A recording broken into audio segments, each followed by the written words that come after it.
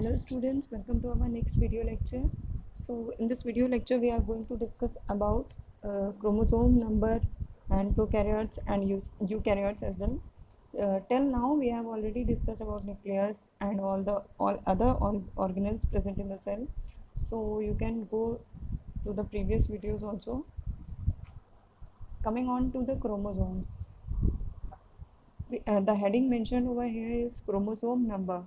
Means what? That there is a strong linkage between chromosomes and numbers. It means that chromosomes are present in a fixed number in human beings. When we are talking about human beings and species, there in every species there is a fixed number of chromosomes in each species, right? While we are talking about humans, in humans there are 46 number of chromosomes and 23 pair of chromosomes. So moving on to our slide, chromosome number is fixed for each species. This we have discussed right now. Number of species, a number of chromosomes present in particular species is not in your course, otherwise I would have told you. So you have to focus upon only upon humans. In most organisms they occur in homologous pair. Homologous pair means they are present in two pairs. दोनों एक homologous. Homologous means what? Homo means same, दिखने वाले, ठीक है, एक जैसे दिखने वाले पेयर. तो पेयर में जोड़े में ही प्रेजेंट होता है, पेयर में प्रेजेंट होता है. यहाँ पे आप देख सकते हैं ये क्रोमोसोम का स्ट्रक्चर है. तो ये जो क्रोमोसोम की स्ट्रक्चर ये देखिए, ये पेयर में प्रेजेंट है, दोनों टू के पेयर में है. ये बीच में एक नॉट से जुड़े होते हैं जिसे हम सेंट्रोसोम भी कहते हैं. तो further later we will be discussing. In each pair one chromosome belongs to the father parent while other belongs to the mother parent. तो यही वो क्रोमोसोम होते हैं जो कैरियर होते हैं हेरिडिटरी इन्फॉर्मेशन के from one generation to another generation, right. तो इसमें एक जो क्रोमोसोम आएगा वो फादर से आएगा और दूसरा जो क्रोमोसोम आएगा वो मदर पेरेंट का आएगा. Next is presence of two sets of chromosomes is called diploid. अभी हमने बताया कि टोटल जो होते हैं वो 46 नंबर ऑफ क्रोमोसोम्स प्रेजेंट होते हैं, ठीक है. Total 46 number of chromosomes present होते हैं जिसमें टू सेट्स ऑफ क्रोमोसोम्स, जहाँ पे भी ये 46 जैसे 2n की कंडीशन है, मतलब ये 2n की कंडीशन है, तो यहाँ पे ये जो क्रोमोसोम्स प्रेजेंट हैं ये डिप्लॉयड है. Whereas when we are talking about this thing, presence of single L is missing here, single set of chromosomes is called haploid. जब n की कंडीशन मतलब सिंगल क्रोमोसोम, जैसे ये है सिंगल क्रोमोसोम आएगा तो सिंगल क्रोमोसोम 23, ठीक है, 23 पेयर ऑफ क्रोमोसोम की बात हो जाएगी यहाँ पे. ये आपका पेयर के फॉर्म में आ जाएगा. n हैप्लॉइड की कंडीशन अगर आप 46 को इसको सॉल्व कर लीजिए, n को आप 2 को इधर ले आते हैं, 2 divided 46 divided by 2, so it will come to 23. तो एक पर्टिकुलर ह्यूमन में जैसे कि मदर और फादर का है, तो मदर पेरेंट के जो क्रोमोसोम होंगे वो कितने हो गए, 23 हो गए, और फादर के कितने हो गए, 23 हो गए, n. तो इसको इंटू 2 कर देंगे तो 46 नंबर ऑफ क्रोमोसोम्स हो जाएंगे ह्यूमंस के केस में. Moving on to the next slide. ये न्यूक्लियस का रोल पिछली उसमें बहुत ज़्यादा डिस्कस नहीं कर रहा था स्लाइड में, so I am discussing in this particular video. Nucleus contains all the genetic information not only for the cell but also for the whole organism. पूरे ऑर्गेनिज्म का जो आपका जेनेटिक इन्फॉर्मेशन है वो कैरी करने का काम कौन करता है, न्यूक्लियस. अब ये फंक्शन करता है किसकी तरह, control centre of the cell. Cell को पूरा कंट्रोल करने का काम करेगा, ठीक है. और सेल को पूरा कंट्रोल करेगा इसका मतलब सेल से रिलेटेड जितनी भी एक्टिविटीज़ हैं, चाहे वो मेटाबॉलिक एक्टिविटीज़ हो चाहे वो सेल की एक्टिविटीज़ हो, वो सब कुछ कंट्रोल करने का काम कौन करता है, nucleus, right. Ribosomes are formed by the nucleolus part of the nucleus. Ribosome जो होते हैं वो न्यूक्लियोलस जो सेंट्रल पार्ट होता है, पिछली स्लाइड्स में डिस्कस किया गया है. उस राइबोसोम जो है वो वही न्यूक्लियोलस में फॉर्म होते हैं, उसी से एंडोप्लाज्मिक रेटिकुलम कनेक्टेड होता है, वहीं से उसका फॉर्मेशन होता है, ठीक है. Nucleus brings us about cell differentiation by which a cell attains a specific structure or function. तो न्यूक्लियस क्या करता है, सेल डिफरेंशिएशन को लीड करता है। जब भी सेल डिवीजन स्टार्ट होगा तो न्यूक्लियस से ही सेल डिवीजन स्टार्ट होता है। जब सेल डिवीजन न्यूक्लियस से स्टार्ट होता है इसका मतलब सेल का डिफरेंशिएशन, तो सेल का 2 पार्ट में डिवाइड होना न्यूक्लियस से स्टार्ट होगा। तो इसके बाद क्या होता है, जो सेल होगी वो एक स्पेसिफिक स्ट्रक्चर और फंक्शन अटेन कर लेती है। सेल डिवाइड होगी, 2 पार्ट में होगी, सेल अपना अपना अलग एक स्पेसिफिक फंक्शन करेगी, उसका स्ट्रक्चर चेंज होगा, चेंज होकर वो भले ही पेरेंट सेल की तरह हो जाएगा, लेकिन जिस स्ट्रक्चर में वो पहले था उससे वो मॉडिफाई हो जाएगा, right. Division of nucleus is essential for cell division, that year we have already covered, right. Without division of nucleus there is least possibility of cell division. सिर्फ साइटोप्लाज्म डिवाइड करके नहीं जा सकता। हाँ, कई बार ऐसा होता है कुछ सेल्स में ये साइटोप्लाज्म से न्यूक्लियस डिवीजन साइटोप्लाज्म से सेल डिवीजन स्टार्ट होता है और वो लेटर न्यूक्लियस को डिवाइड करता है, लेकिन ये कुछ ही ऐसी सेल्स में होता है। अदरवाइज जितनी सेल्स हैं, मैक्सिमम सेल्स न्यूक्लियस से ही डिवाइड होना शुरू होती हैं, क्योंकि सबसे ज़्यादा कॉम्प्लेक्स जो स्ट्रक्चर होता है वो न्यूक्लियस ही होता है। तो न्यूक्लियस से जब सेल डिवाइड होना शुरू होती है, तो न्यूक्लियस जब डिवाइड हो जाता है तो सेल अपने आप में साइटोप्लाज्म, न्यूक्लियस का सेल डिवीजन कहलाता है कैरियोकाइनेसिस, साइटोप्लाज्म का डिवीजन कहलाता है साइटोकाइनेसिस, और further this process takes place and then it this will lead to cell division in case of mitosis also and in case of meiosis also.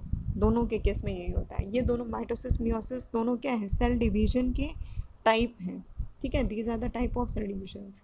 So here reshuffling of chromosomes and changes in genes produce variation। और chromosome का जो reshuffling है, मतलब इधर से उधर movement है, चाहे स्मार्टा फॉर्मेशन के, तो या हायर क्लासेस के पॉइंट से या आपका किसी भी फॉर्म में क्रोमोसोम्स का जो जेनेटिक कैरेक्टरिस्टिक्स है या हेरिडिटरी कैरेक्टरिस्टिक्स है उसका ट्रांसफ़र करना, रीशफलिंग होना, चेंजिंग होना, और जो वेरिएशन आ रहा है जीन्स में उसका प्रोडक्शन करना, दोनों का काम कौन करता है, न्यूक्लियस, राइट।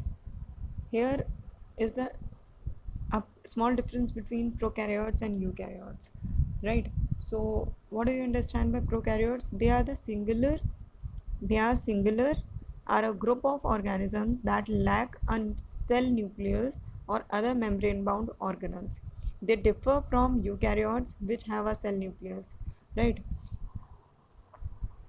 जो प्रोकैरियोट्स होते हैं वो ऑर्गेनिज्म लैक करते हैं न्यूक्लियस, लेकिन यूकैरियोट्स में ऐसा नहीं है। यूकैरियोट्स में क्या होता है, जो सेल होता है, ठीक है, वो न्यूक्लियस बाउंड सेल जो होती है उसमें न्यूक्लियस प्रेजेंट होता है यूकैरियोट्स के केस में। Prokaryotes are the single celled organelles या organisms such as bacteria are रफली 1 माइक्रोमीटर डायमीटर। जैसे ये है, ये एक रफली एक बैक्टीरिया का स्ट्रक्चर दिया हुआ है, तो इसमें ये न्यूक्लियस है। तो जो न्यूक्लियस होगा या जो भी ये ऑर्गेनिज्म, जो भी इसके स्ट्रक्चर्स होंगे फर्दर बैक्टीरिया के, उनमें मेम्ब्रेन, जो आउटर मेम्ब्रेन होती है, आउटर कवरिंग होती है बैक्टीरिया के अंदर, जब बैक्टीरिया की पूरी बॉडी है उसके अंदर जितने भी ऑर्गेनिजम्स होते हैं, प्रोकैरियोट्स के केस में बैक्टीरिया एग्जांपल है यहाँ पे, तो उसमें जितने भी आपके ऑर्गेनल्स हैं वो मेम्ब्रेन बाउंड नहीं होंगे। इसीलिए बैक्टीरिया का न्यूक्लियस आइसोलेट करना ईजी होता है as compared to isolate nucleus of any eukaryotic organism। Eukaryotic organism का न्यूक्लियस आइसोलेट करने के लिए फर्दर टेक्निक्स यूज़ करी जाती हैं। आपकी बहुत सारी ऐसी टेक्निक्स होती हैं जो आप बायोटेक्नोलॉजी में पढ़ते हैं, जो 12th क्लास में आपके 2 चैप्टर्स आएंगे बायोटेक्नोलॉजी, जिसमें PCR है, कई सारी ऐसी टूल्स एंड टेक्निक्स हैं जिनकी मदद से आप यूकैरियोटिक ऑर्गेनिज्म का DNA आइसोलेट करते हैं। वाइल प्रोकैरियोट का आइसोलेट करने के लिए कोई बहुत ज़्यादा हमें टूल्स की, टेक्निक्स की या मशीन्स की ज़रूरत नहीं होती है, because we need not to break that particular membrane. यहाँ पे मेम्ब्रेन को हमें ब्रेक करने की ज़रूरत नहीं पड़ती है, क्योंकि न्यूक्लियस जो है वो सस्पेंडेड फॉर्म में हमें मिल जाता है। इसलिए प्रोकैरियोटिक का न्यूक्लियस हम इजीली आइसोलेट कर लेते हैं, because there is no membrane bound organelles present in the body of these prokaryotes. These are the single-celled organelles या organisms. A eukaryote is an organism whose cells contain complex structures inside the membranes. So eukaryote में first of all membrane bound structures होते हैं सब में. तो जहाँ पे भी मेम्ब्रेन की बात आ जाएगी, ठीक है, कोई भी हो, वो प्लांट सेल हो, एनिमल सेल हो, जब मेम्ब्रेन बाउंड ऑर्गेनल्स हो गए तो स्ट्रक्चर क्या हो जाएगा, अपने आप ही कॉम्प्लेक्स, राइट. यहाँ पे मेंशन कर दिया है, जब मेम्ब्रेन सारे ऑर्गेनल, चाहे वो माइटोकॉन्ड्रिया हो, एंडोप्लाज्मिक रेटिकुलम हो, न्यूक्लियस हो, ये जितने ऑर्गेनल्स हैं, जब वो मेम्ब्रेन बाउंड होंगे तो पहली बात तो अगर आइसोलेट करना है तो उन्हें ब्रेक करना पड़ेगा, मेम्ब्रेन को अलग आपको स्टडी करना पड़ेगा. जैसे प्लाज्मा मेम्ब्रेन आपने पढ़ी थी सेल के केस में. प्लांट में सेल वॉल प्रेजेंट होते हैं, एनिमल में सेल वॉल प्रेजेंट नहीं होता है. एनिमल सेल में सीधे मेम्ब्रेन प्रेजेंट होता है. तो जब सेल वॉल प्रेजेंट है तो सेल वॉल का फंक्शन भी तो आ गया ना, फिर प्लाज्मा मेम्ब्रेन का भी फंक्शन है, तो वहाँ पे फंक्शंस डिफाइन हो जाते हैं. जब फंक्शंस बेसिक पर्टिकुलर आपके कंपोनेंट या ऑर्गेनल के अकॉर्डिंग डिफाइन हो जाते हैं, मेम्ब्रेन के अकॉर्डिंग डिफाइन हो जाते हैं, तो कॉम्प्लेक्सिटी बढ़ जाती है, चाहे वो सेल के केस में हो, चाहे वो ऑर्गेनिज्म के केस में हो, चाहे वो यूकैरियोटिक या प्रोकैरियोटिक सेल के केस में हो, right. The defining membrane bound structure that sets eukaryotic cells apart from prokaryotic cell is the nucleus. और मेन डिफरेंस जो है प्रोकैरियोट्स और यूकैरियोट्स के बीच में क्या होता है, वो न्यूक्लियस होता है, और या न्यूक्लियर एनवलप. न्यूक्लियस इसलिए बताया गया है क्योंकि जो न्यूक्लियस है वो मेम्ब्रेन बाउंड नहीं है, और जो न्यूक्लियस की मेम्ब्रेन है वो है न्यूक्लियर एनवलप, राइट. न्यूक्लियस की जो मेम्ब्रेन है वो है न्यूक्लियर एनवलप. तो इसीलिए जो डिफरेंस होता है प्रोकैरियोट्स एंड यूकैरियोट्स के बीच में, वो बेसिक डिफरेंस न्यूक्लियस या न्यूक्लियर मेम्ब्रेन का होता है. न्यूक्लियस दोनों के केस में प्रेजेंट रहेगा, लेकिन न्यूक्लियर मेम्ब्रेन सिर्फ यूकैरियोट्स के केस में प्रेजेंट रहेगी. प्रोकैरियोट्स के केस में there is no nuclear membrane present, right, within which genetic material is carried. और यही न्यूक्लियस जो है वो जेनेटिक मटेरियल का कैरियर हो जाता है. Prokaryotes do not have nucleus that houses it's genetic material. Prokaryotes के केस में ऐसा कोई जेनेटिक न्यूक्लियस नहीं होता है जो पूरे जेनेटिक मटेरियल को कैरी कर रहा हो.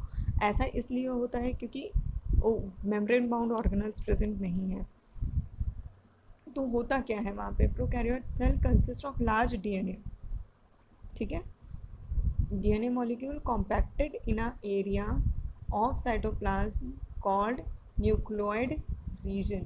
अब ये इसका DNA का, ये आपका बैक्टीरिया है, कोई भी बैक्टीरियल सेल है, तो ये जो है ये DNA है. इसीलिए हमने बोला कि इसका जेनेटिक मटेरियल प्रोकैरियोट्स का आइसोलेट करना आसान हो जाता है, क्योंकि न्यूक्लियर मेम्ब्रेन है नहीं. न्यूक्लियर मेम्ब्रेन नहीं है, न्यूक्लियस जो है, तो न्यूक्लियस वेल डिफाइंड तो हुआ ही नहीं, सीधे सीधे सस्पेंडेड फॉर्म में मतलब ओपन फॉर्म में बैक्टीरियल सेल के अंदर डीएनए पाया जाता है, लेकिन वो कॉम्पैक्टली अरेंज होता है. जिस रीजन में ये पर्टिकुलर डीएनए पाया जाता है उस रीजन को हम बोलते हैं न्यूक्लियोइड रीजन. जैसे इस रीजन में है तो इस रीजन को हम बोलेंगे न्यूक्लियोइड रीजन. यहाँ पे आप देख सकते हैं ये जो रीजन है, इस रीजन को बोलेंगे nucleoid region. The nucleoid region is protected and encased by the cell wall or the cell membrane and the outer layering of the cell similar to humans skin. ठीक है, जो आउटर लेयरिंग होती है वो human की skin की तरह कुछ कुछ मैच करती है, राइट. अब यहाँ पे ये कुछ टेल लाइक स्ट्रक्चर दिख रहा है. This tail like structure is known as flagella. ये रडर डिवाइस होता है. रडर डिवाइस इसलिए यहाँ पे एक मोटर फिट होता है. अब वो मोटर नहीं होगा जो आपके घरों में या गाड़ियों को चलाने के लिए यूज़ होता है, लेकिन हाँ यहाँ पे जो डिवाइस हम लोगों ने या साइंटिस्ट ने जो भी टर्म कोइन की है वो मोटर ही कोइन की है. तो ये मोटर यहाँ पे जो होता है वो इस फ्लैजेला को रोटेट करने का काम करता है, ठीक है. ये गोल गोल राउंड राउंड रोटेट करेगा, और इसके रोटेट होने से तो ये इस तरह एक जिगजैग मोशन क्रिएट करेगा, एंड इस जिगजैग मोशन से ये जो आपका बैक्टीरियल सेल है ये मूवमेंट करेगा, ठीक है. इसके मूवमेंट से ये ऐसे मूव करेगा तो ये आगे को मूव करेगा, और बाकी मूवमेंट को प्रोवाइड करने का काम करता है आपका ये थ्रेड लाइक स्ट्रक्चर. जिसको आप बोलते हैं फिम्ब्रिय, ठीक है। ये थ्रेड लाइक स्ट्रक्चर मूवमेंट करने का काम करता है, जिसको हम बोलते हैं फिम्ब्रिय। बाकी इसमें स्ट्रक्चर के बाकी लेबलिंग आपको दिख रही होगी, उसको बहुत ज़्यादा फोकस करने की ज़रूरत नहीं है, मेन यही पॉइंट है इसमें। Now coming on to the difference between prokaryotes and eukaryotes. So prokaryotes are small in size, 1 से 10 माइक्रोमीटर के होते हैं, और यूकैरियोट्स ऑब्वियसली कॉम्प्लेक्स स्ट्रक्चर होता है तो थोड़ा लार्जर इन साइज होते हैं, 5 to 100 होते हैं micron metre. And organize nucleus is absent, यहाँ पे न्यूक्लियस नहीं है, इसलिए डीएनए जो है वो सस्पेंडेड फॉर्म में है। यहाँ पे न्यूक्लियस ऑर्गेनाइज प्रेजेंट होता है, ऑर्गेनाइज इसीलिए वो न्यूक्लियर एनवेलप के अंदर प्रेजेंट है, और उसके अंदर न्यूक्लियोलस भी प्रेजेंट है, जिसमें DNA several DNA molecules present होते हैं। यहाँ पे ऐसा नहीं है, यहाँ पे single DNA molecule is present in suspended form in cytoplasm and nucleolus is absent, right. Membrane bound cell organelles are absent, we have already discussed. यहाँ पे प्रेजेंट रहेंगे membrane bound organelles. Typical vacuoles are absent, prokaryotes में कोई vacuole नहीं होता है। Eukaryotes में vacuole present होते हैं, गैस चैम्बर्स, गैसेस इकट्ठा होती हैं, बाकी स्टोर हाउस की तरह काम करते हैं वैक्यूल, वो प्रेजेंट रहता है। Mitosis is absent, mitosis is present. Prokaryotes में माइटोसिस नहीं होता है। माइटोसिस मतलब कि सेल डिवाइड हो जाएगी एन के फॉर्म में एंड हैप्लॉइड कंडीशन में हो जाती है, लेकिन इस केस में ऐसा नहीं होता है। Mitosis type of cell division which is present only in eukaryotes. Moving on to the next slide, this is the diagram of eukaryotic animal cells. So in your NCERTs on page number 63 you are having a diagram that is figure 5.5 animal cell. तो वही almost वही diagram है, वो 3D structure है। If you want to go through this particular structure you can also refer your NCERT book as well as net internet से आप एक जो क्लीन डायग्राम होता है पेंसिल स्ट्रक्चर स्केच के फॉर्म में, उसको आप डाउनलोड कर सकते हैं, उसको आप स्टडी कर सकते हैं।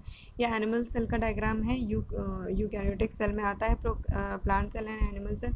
सो this is the nucleus and this round portion is nucleolus. These are the ribosomes, right? These are the ribosomes, these are the centrioles। ये पूरी सेल का 3D स्ट्रक्चर है, 3 डायमेंशनल स्ट्रक्चर दिखाया गया। ये माइटोकॉन्ड्रिया है जो आपके power house of the cell होते हैं, ये साइटोस्केलेटन है, then this is the Golgi apparatus, और ये देखिए न्यूक्लियस को, पूरा न्यूक्लियस को कवर कर रहा है, ये हनीकूम की तरह एक स्ट्रक्चर है आपका, तो इसे कहते हैं एंडोप्लाज्मिक रेटिकुलम। अब यहाँ पे आप 2 टाइप का एंडोप्लाज्मिक रेटिकुलम देख रहे हैं, एक है रफ एंडोप्लाज्मिक रेटिकुलम, दूसरा है smooth endoplasmic reticulum. So when there is presence of this dotted structure, देख रहे हैं, दिख रहा होगा आपको, यहाँ पे ब्लैक एंड ही है, डॉटेड स्ट्रक्चर है, राइट। तो ये डॉटेड स्ट्रक्चर राइबोसोम्स है, जहाँ पे भी राइबोसोम्स प्रेजेंट होंगे जिस एंडोप्लाज्मिक रेटिकुलम में, उसको हम कहते हैं रफ एंडोप्लाज्मिक, क्योंकि रफ सरफेस का क्रिएट कर देता है। और जिन एंडोप्लाज्मिक रेटिकुलम पे राइबोसोम्स प्रेजेंट नहीं होते हैं उनको हम कहते हैं smooth endoplasmic reticulum. After that peroxisomes are present, उसका फंक्शन आपका हायर क्लासेस से रिलेटेड है। देन प्लाज्मा मेम्ब्रेन, क्योंकि एनिमल सेल के केस में animal cells lack cell wall, right? So the outer membrane, outer covering is plasma membrane only. I am winding this video till here. You can prepare your notes as well and you can refer to your question answers. जो भी इससे related question answers हैं आप pursue कर सकते हैं करना, and further we will be discussing next topic later on. So go through this video, read your NCERT book and draw the diagram as well, right? And further we will be discussing cytoplasm and plastids, mitochondria in our next video. Take care students. Thank you students.